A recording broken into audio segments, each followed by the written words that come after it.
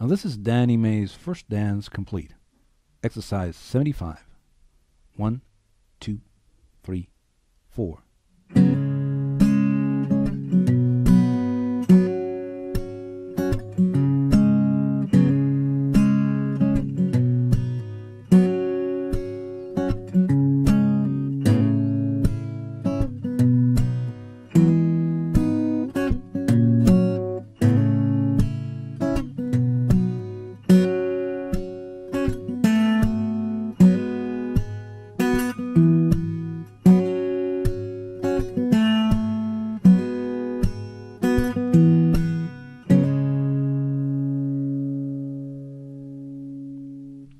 Once you get this groove going, you'll notice at some point that your picking hand and arm are kind of dancing on the strings in a funky way. The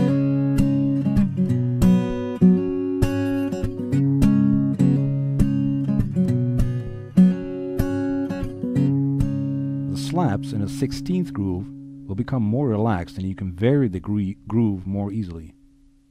You'll notice that by leaving your hand close to the strings, you can throw in some extra notes in now and then. And if you make mistakes in a groove, see if you can repeat them. If you have that bounce going, almost everything sounds good and funky. Let's add a bit more funk at the tail end of bars 1 and 2.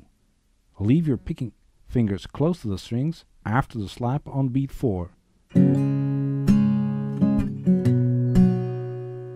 Right before you play the first chord in the next bar, which in this case is the D5, you pluck the 2 open strings with your index and middle finger.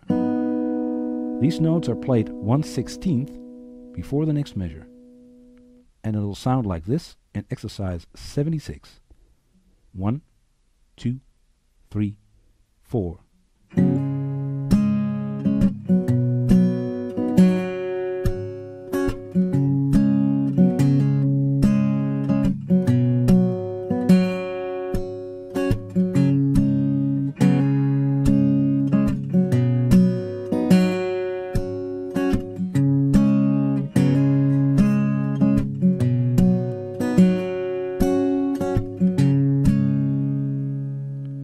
You can look at the tab to find the order in which you play these slaps and plucks.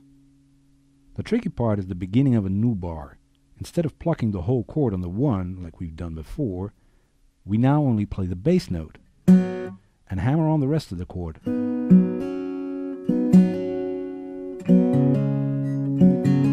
That's the movement that you're making.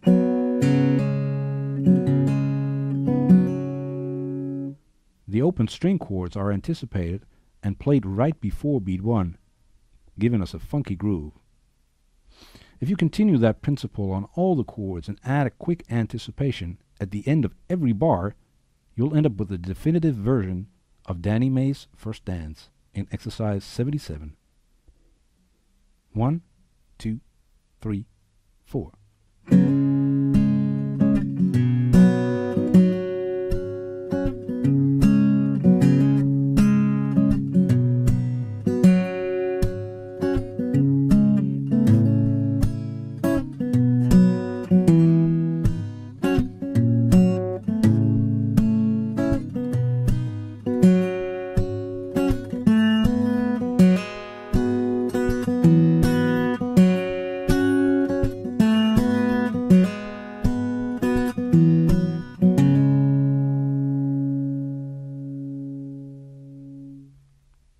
Now that we've gone through 1 song in straight 8th and 2 songs in a 16th feel, it's time to shuffle.